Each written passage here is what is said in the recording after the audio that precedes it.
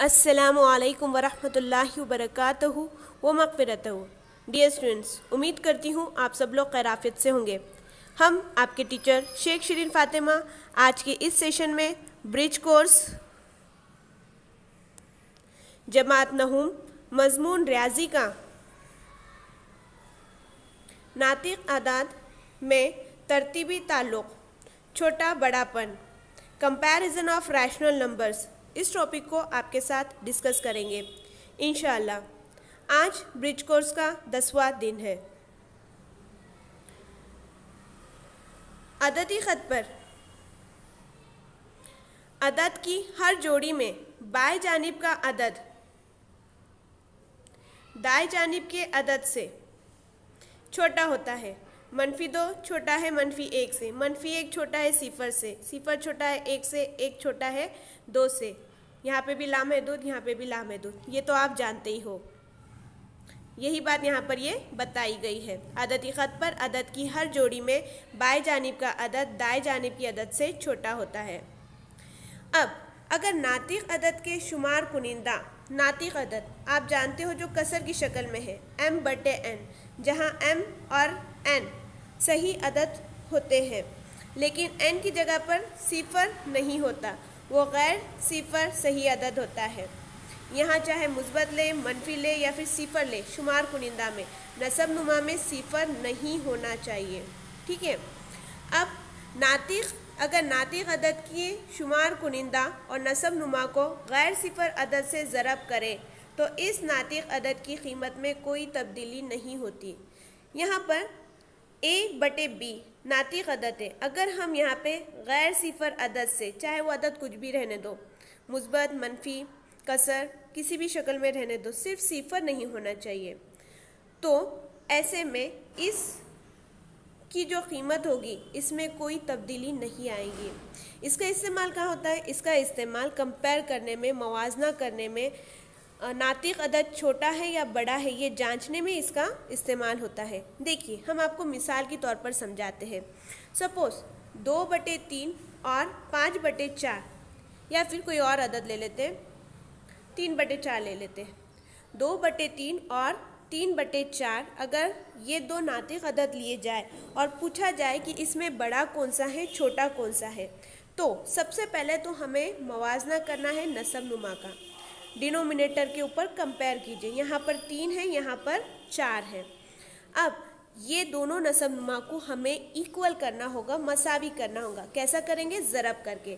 देखिए, 2/3 को यहाँ हम 4 से ज़रब करेंगे। 4 जब नसब नुमा में 4 से ज़रब कर रहे हैं तो शुमार कुनिंदा में भी 4 से ज़रब करेंगे, बिल्कुल इसी तरह। ठीक है ना।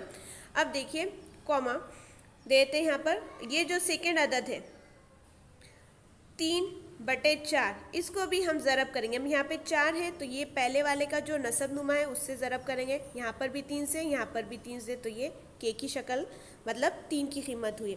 अब 2 चौक 2 4 8, 3 चौक 12, 3 तिया 9, 3 चौक 12। अब देखिए, दोनों के नसब नुमा सेम हो गए। शुमार कुनिंदा में यहाँ पर 8 है, यहाँ पर 9 है। दोनों का मवाजना करने पर जब दोनों नसब नुमा सेम हो तो उस वक्त हमें शुमार कुनिंदा की तरफ देखना होगा। उसमें जो अदद बड़ा है वो नातिक़ अदद बड़ा होगा। तो यहाँ पे 9 अदद बड़ा है, इसलिए 9/12 बड़ा है 8/12 से। 9/12 यानी वो है 3/4, 3/4, और 8/12 यानी 2/3। तो यहाँ पर 3/4 बड़ा होगा 2/3 से। उम्मीद करती हूँ ये आपको समझ में आया होगा। अब इसके आगे क्या बात हो रही है? इसके आगे ये बताया जा रहा है कि मनफी नातिक़ अदद हमेशा मुस्बत नातिक़ अदद से छोटा होता है। देखो, अदद कोई भी रहने दो, अगर हम 3 और 5 की बात कर रहे हैं, -3 अगर ले रहे या -3 अगर ले रहे तो -3 छोटा होगा 5 से। अगर यही हम कसर की शक्ल ले लेते हैं, नातिक़ अदद के जैसा देखते हैं, तो कोई भी अदद रहने दो, यहाँ पे हमें नसब नुमा या फिर शुमार कुनिंदा देखने की ज़रूरत नहीं। यहाँ हम सीधे से अलामत देखेंगे, यहाँ कोई अलामत नहीं, यानी यहाँ मुस्बत है, यहाँ मनफी है, और सीधे से आप बता दोगे कि ये वाला जो मनफी वाला नातिक़ अदद है वो छोटा है मुस्बत अदद से। तो ये मनफी नातिक अदद हमेशा मुस्बत नातिक अदद से छोटा होता है, इसलिए यहाँ पर मनफी 5/7 छोटा है 2/11 से। उम्मीद करती हूँ ये आपको समझ में आया होगा। इसके अलावा भी एक और बात है, वो क्या है चलिए देखते हैं। मुस्बत अदद, सपोज यहाँ पे ए और बी दो मुस्बत अदद है। अगर ए छोटा है बी से तो मनफी की अलामत लगने के बाद मनफी ए छोटा हो जाएगा मनफी बी से। देखिए फ़र्क देखिए, यहाँ पे मुस्बत ए छोटा था, यहाँ पे मनफी ए बड़ा हो गया मनफी की अलामत लगने से। चलिए इसका मुशाहिदा करते हैं कि ये किस तरह से आया।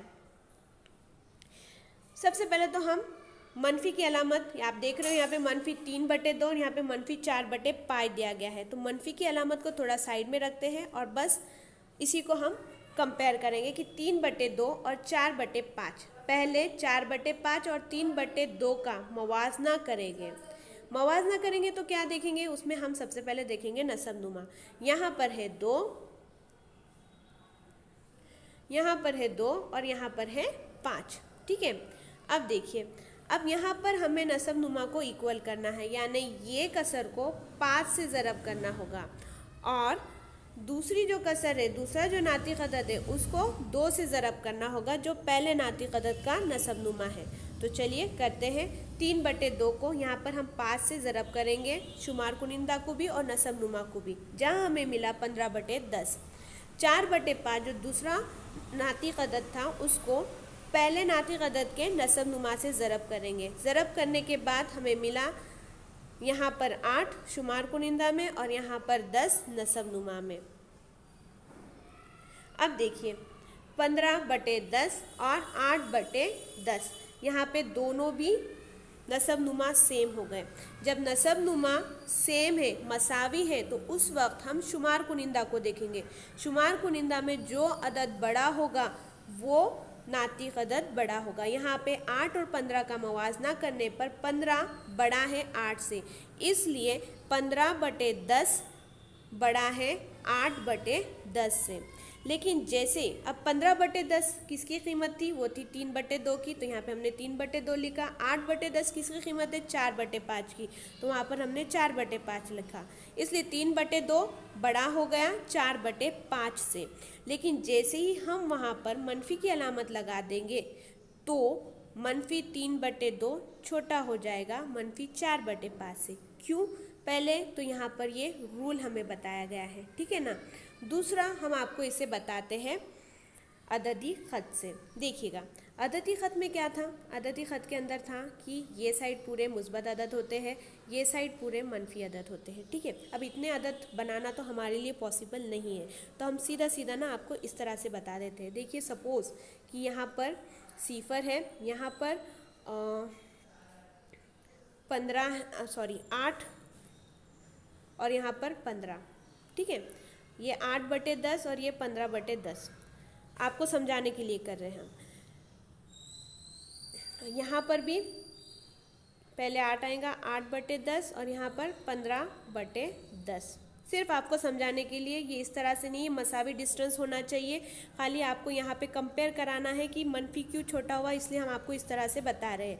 अब यहाँ पर आप देख रहे हो कि 15 बड़ा है मुस्बत 15 मुस्बत 8 से, लेकिन जैसे ही हम यहाँ पे मनफी की अलामत लगाते हैं तो मनफी 15 छोटा हो जाएगा मनफी 8 से, यानी मनफी 15/10 छोटा होगा मनफी 8/10 से। तो हुआ ना हमारा यहाँ पर ये रूल कंप्लीट। आई होगी आपको ये बात समझ में। जैसे ही मनफी की अलामत लगेगी तो यहाँ पर ये वाला छोटा हो जाएगा। उम्मीद करती हूँ ये आपको समझ में आया होगा किस तरह से कंपेयर करना है। कंपेयर करने के लिए नातिक अदद का छोटा बड़ापन चेक करने के लिए, जांचने के लिए सबसे पहले हमें नसब नुमा को देखना होगा। अगर वो अलग है, डिफरेंट है, तो वहाँ पर उन्हें ज़रब करके मसावी करना होगा और फिर उनका कंपेयर करना है, उनका मवाजना करना है। बस इसी स्टेप्स को फॉलो करते हुए आपको देखिए यहाँ पर आपको रूल्स बताए गए हैं। A/B और C/D दोनों भी नातिक अदद हैं, जिसके अंदर B और D मुस्बत है। देखिए अगर ये दोनों मुस्बत है तभी ये फॉलो होगा। यहाँ पर हम अगर क्रॉस मल्टीप्लाई करते, तिरछी ज़रब करते, a ज़रब d और b ज़रब c, इसके 3 पॉसिबिलिटी है। या तो ये दोनों मसावी रहेंगे, या तो ये बड़ा होगा, या ये बड़ा होगा। तो चलिए तीनों केस के ऊपर डिस्कस करते हैं। अगर a ज़रब d मसावी है b ज़रब c के, तो यहाँ पर ये दोनों कसर a बटे b और c बटे d मसावी रहेंगे। यहाँ पे मसावी की अलामत आएगी। ठीक है, अब देखते हैं दूसरा।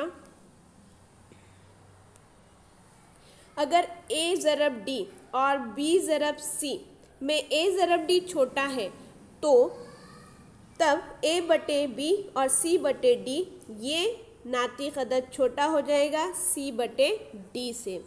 और यहाँ पर अगर a ज़रब d बड़ा है b ज़रब c से, तब ये जो नातिक अदद है a बटे b ये बड़ा होगा c बटे d से। ये 3 रूल्स है। ये कब है? जब नातिक अदद में नसब नुमा में मुस्बत अदद हो, तभी ये यहाँ पर फॉलो हो गए ये रूल्स। इसी के ऊपर डिपेंड आपको ये वाला मश्क हल करना है, जिसके अंदर आपको मवाजना करना है कि कौन सा नातिक अदद छोटा है और कौन सा नातिक अदद बड़ा है। उम्मीद करती हूँ ये आपको समझ में आ गया होगा। जज़ाकल्लाहु खैरन कसीरा। अल्लाह हाफिज़।